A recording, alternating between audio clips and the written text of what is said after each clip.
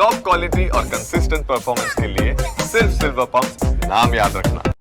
રંગીલા શહેર તરીકે ઓળખાતા રાજકોટ શહેરમાં એક એવી ભયાનક ઘટના ઘટી છે જેને વિશ્વાસ અને માનવતાના સૌથી નીચલા સ્તરની કહી શકાય, કેમ કે ગુજરાતનું આ સુંદર શહેર જે પોતાની સુંદરતા અને સમૃદ્ધ સંસ્કૃતિ માટે જાણીતું છે, ત્યાં 12મી મે 2025ની રાત્રે આ શાંતિ વેર વિખેર થઈ ગઈ.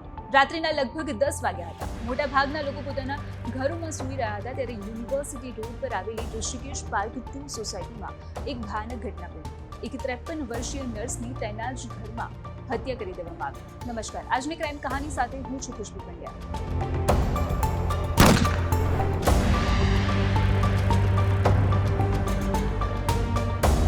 ઘણી વખત આપણી આસપાસ રહેતા લોકો પર પણ કેટલો વિશ્વાસ કરવો જોઈએ કે કેટલો ન કરવો જોઈએ તે સમજાતું નથી. અને આજની આ ઘટના આપણને એ વિચારવા જરૂર મજબૂર કરી દેશે કે આખરે કોઈ વ્યક્તિ પર વિશ્વાસ કરવો પણ જોઈએ કે નહીં.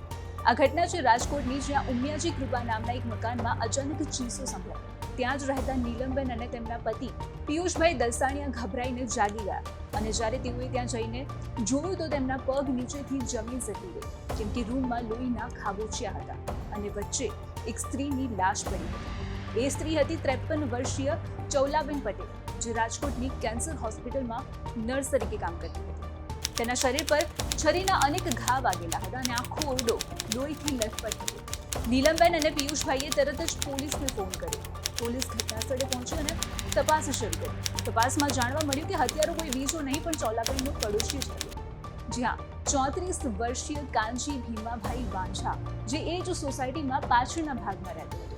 અને જ્યારે પોલીસે તેના ઘરે તપાસ કરી ત્યારે તે બાથરૂમમાં સંતાયેલો મળ્યો. તેના હાથ અને પગ પર પણ છરીના ઘા વાગેલા હતા. પોલીસે તેને તરત જ પકડી લીધો. પોલીસ પૂછપરછમાં કાંચીએ જણાવ્યું કે તે રાત્રે ચોલાબેનના ઘરે ગયો હતો અને તેની સાથે શારીરિક સંબંધ બાંધવા માંગતો હતો, પણ ચોલાબેને તેનો વિરોધ કર્યો અને બંને વચ્ચે ઝઘડો થયો. ગુસ્સામાં કાંચે ચોલાબેન પર છરીથી હુમલો કરી દીધો અને તેની હત્યા કરી નાખી. પણ સવાલ એ થાય કે જ્યારે આ ઘટના ઘટી ત્યારે શું ચોલાબેનના ઘરે કોઈ જ હાજર નહીં હોય?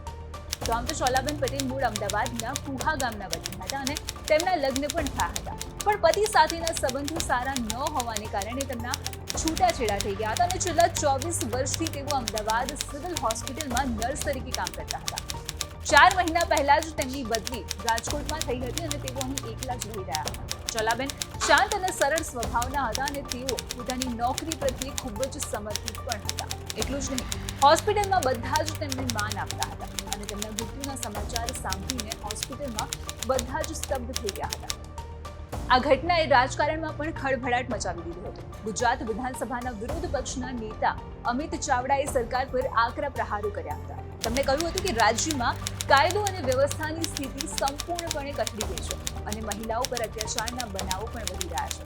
અમિત ચાવડાએ એવો પણ આરોપ લગાવ્યો હતો કે ચોલાબેનની બદલી અમદાવાદથી રાજકોટ કરવામાં આવી હતી કારણ કે તેમણે હોસ્પિટલના નિયામક વિરુદ્ધ ફરિયાદ કરી હતી.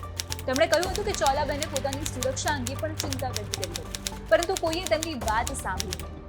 જોકે પોલીસે કાંજીની ધરપકડ કરીને તેની સામે હત્યાનો ગુનો નોંધ્યો હતો અને તપાસ દરમિયાન પોલીસે અનેક પુરાવા પણ એકત્ર કર્યા, જેમાં ઘટના સ્થળના ફોટોગ્રાફ્સ, ફોરેન્સિક રિપોર્ટ અને સાક્ષીઓના નિવેદનોનો પણ સમાવેશ થાય છે.